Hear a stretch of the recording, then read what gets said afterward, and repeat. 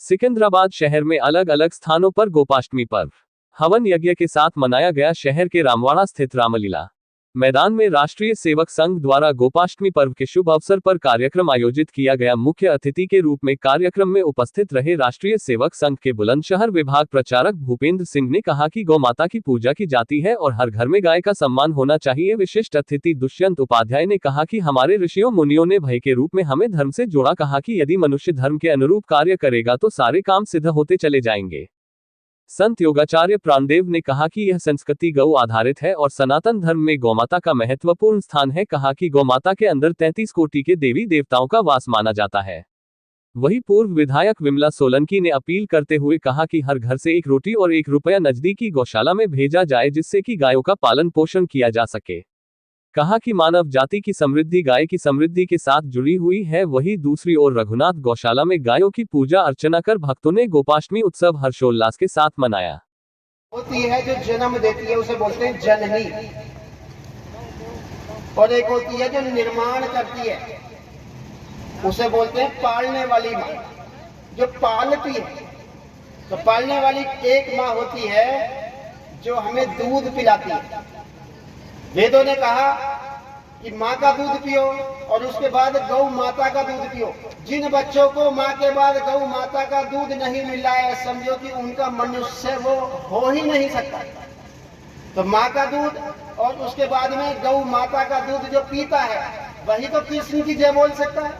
आज लोग कह रहे हैं कि राम कृष्ण के नाम लेने वाले नहीं मिलते, धर्म की हानि हो रही है। तो इसका एक ही मुख्य कारण है कि आज हमारे बच्चों को गौ माता का दूध नहीं मिल रहा है। माँ का दूध पिए।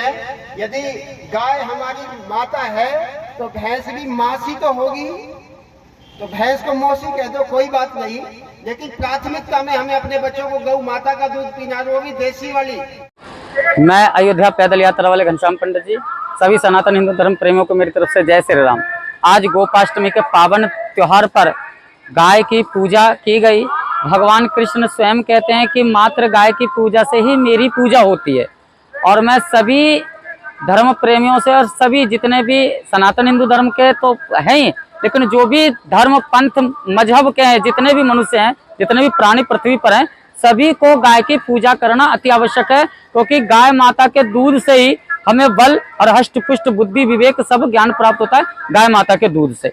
इसलिए हमें गाय माता की पूजा करनी चाहिए और सभी पंथ मजहब धर्म के लोग इनकी पूजा करें।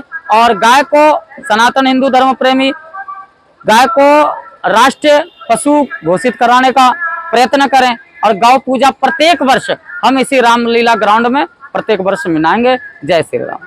भी कानून जो है उसके पीछे शास्ति या भय की आवश्यकता है। अगर कानून है तो उसके पीछे भय अगर नहीं है तो वो कानून चलेगा नहीं बहुत दिन तक। हमारे शास्त्र जो लेखा करने वाले थे, हमारे जो विधिवेत्ता थे, हमारे जो ऋषि मुनि थे, ये सब वैज्ञानिक थे। उन्होंने वो सारा सैंक्शन, यानी सैंक्शन भय, आज दंड होता है भय के रूप में, यानी अगर आप ऐसा गलत काम करोगे तो आपको इतनी सजा हो जाएगी। लेकिन हमारे यहाँ जो विधिवेत्ता थे, हमारे जो ऋषि मुनि थे, उन लोगों ने भय के रूप में हमें धर्म के साथ जोड़ा। यानी धर्म के अनुरूप अगर हम कार्य करेंगे तो हमारी सारी पूर्ति हो जाएगी, किसी भय की आवश्यकता नहीं है।